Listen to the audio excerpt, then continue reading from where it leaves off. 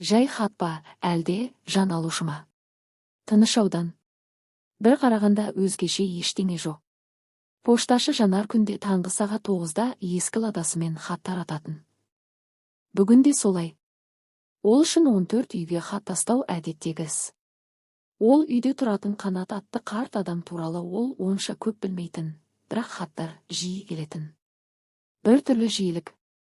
Әр аптаның сәрсенбісі мен жұмасында. Жанар үшін бұл тек жұмыс. Сол күні де ол қақпаға жақындап темір жәшікке хат салды. Бірақ бірдеңе дұрыс емес еді. Терезелер жабық. Үй тым-тыныш. Есіктің түбінде күлімсі иіс бардай көрінді. Келесі күні ол жұмысынан кейін жаңалықтар сайтынан 14 үйде ер адам өлі күйде табылды дегенді оқыды. Шошыды. Адам өлімінен кейін полиция келгенде үстел үстінде ашық конверт жатқан. Ішінде ақ парақ, ал оның ортасында бір ғана сөйлем. Сен бәрін білесің. Тергеуші Қайсар бұл істі қолға алған. Хатта қолда мөр де жоқ. Тек сызылған сиямен жазылған сөйлем. Бірақ неге дәл осы сөз? Кім жазды? Нені біледі?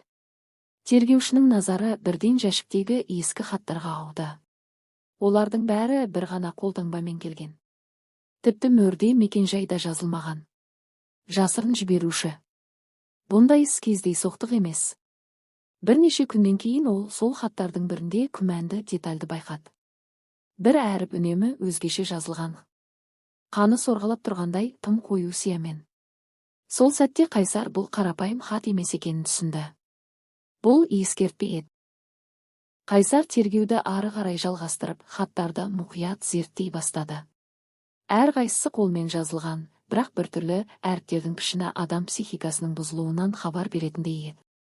Әсіресе әрпі қан секілді боялып, күңгірт тартқан сиямен сызылыпты. Бұл әдейі жасалған белгі сияқты көрінді. Полиция мәйітті тексергенде ешқандай зорлық-зомбылық белгілері табылмады. Бірақ Қанаттың жүзі үреймен қатқан.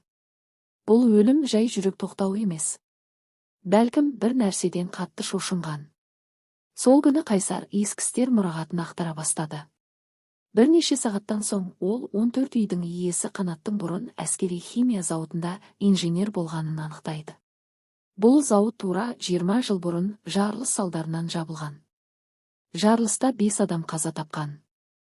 Істің мән-жайы белгісіз. Кінәлі ешкім болмаған.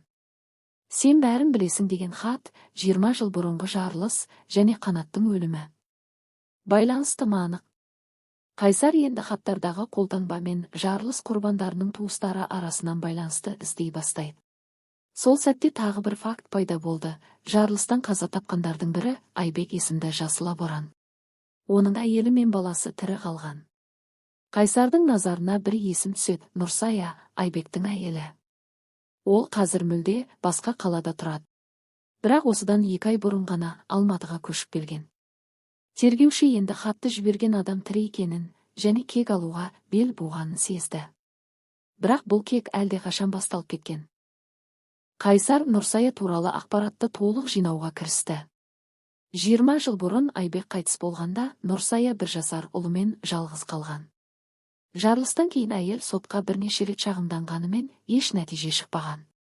Қанат бастаған комиссия техникалық ақау деген сылтаумен істі жауып тастаған екен. Қайсар Нұрсаяны тауып сұхбаттасуға барды. Есікті ақ шашты, бірақ сымбатты әйел ашты. Көзі терең, жанарында жылдар бойы жиналған ашу мен мұң. Сіз Қанатты білесіз бе?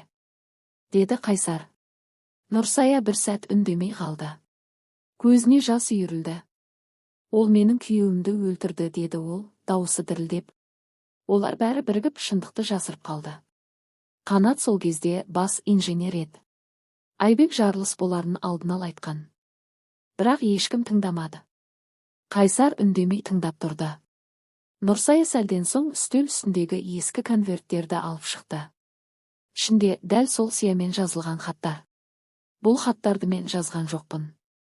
Бірақ біреу мағанда жібере бастады. Сен де білесің деп. Бастапқыда Қанатқа кек алғысы келген біреу ма деп ойладым, енді өзім қорқып жүрмін. Қайсар таң қалды.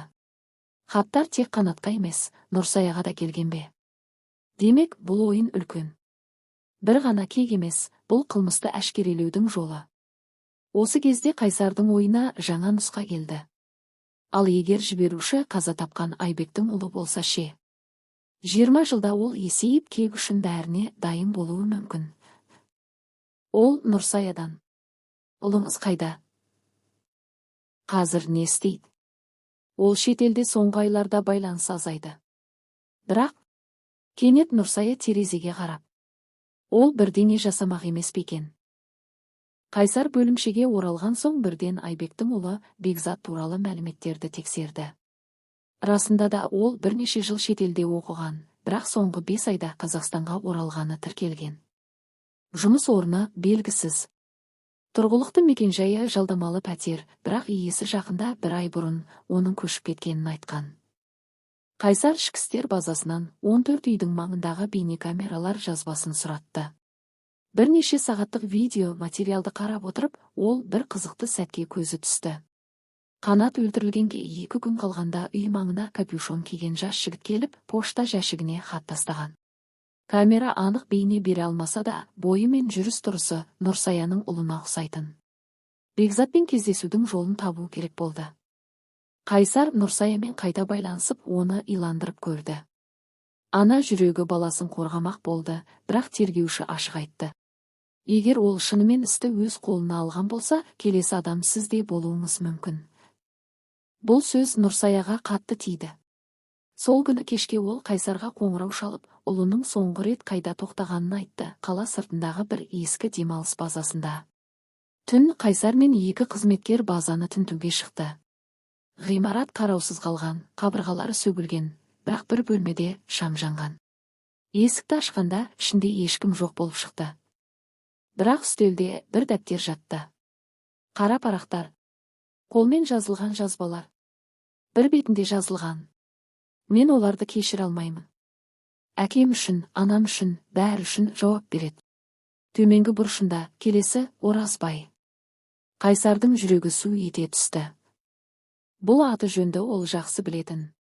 Оразбай сол кездегі зауыттағы 2-ші басты инженер. Қазір зейнетте. Бірақ тірі. 1-ші Қанат, енді Оразбай. Келесі кім? Қайсар дереу Оразбайдың мекен-жайын анықтап, таң атпай үйіне жетті. Ескі ағаш үйдің есігі сықырлап ашылды. Қарт кісі қорқып тұрды. Қайсар өзін таныстырып, соңғы оқиғаларды қысқаша айтып берді. Қанат өлді дейді, деді Оразбай, даусы дірілдеп. Мен сездім. Ол хат алғанын айтып еді. Енді маған да келіп қалды. Қария үстелдің тартпасынан қызыл бояумен жазылған бір хатты шығарды. Ішінде қысқа сөйлем. Сен де кінәлісің. Кешірім болмайды. Қайсар хатты алып қарап шықты. Қағаз бетіндегі сия түрмен әріптердің формасы Қанат пен Нұрсаяға келген хаттармен бірдей. Демек, бәрі бір адамның қолынан шыққан. Айтыңызшы, не болған 20 жыл бұрын? Деді Қайсар қатқыл үнмен. Оразбай ауыр күрсінді. Жарылыс болатынын Айбек білген. Бірақ басшылыққа айтқанын дәлелдей алмады. Қанат сол кезде бәрін жауып тастады. Біз үндемедік. Себебі жұмыстан айырылып қалудан қорықтық. Ол кезде сен де, балаң да жоқ қой, деді қария. Бізді тек мансап қызықтырды. Қайсар үндемеді. Енді ол кек алушының әрекетін түсіне бастағанда еді. Бұл қанды кек емес, әділетті жазалау. Әкесінің өлімін мойнына алғандарды өз қолымен соттау. Оразбайды қорғау керек еді. Бірақ қалай? Қайсар оған полиция күзетін тағайындап, өзі қайта бөлімшеге беттеді.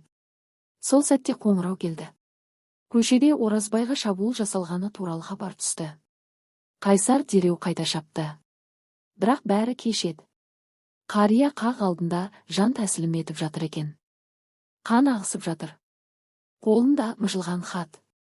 Және соңғы сөзі: Айбек, сенің көзің тура әкеңдікі. Қайсар мәйітті қарап тұрғанда, жанында жатқан мыжылған хаттан бір ерекше нәрсені байқады.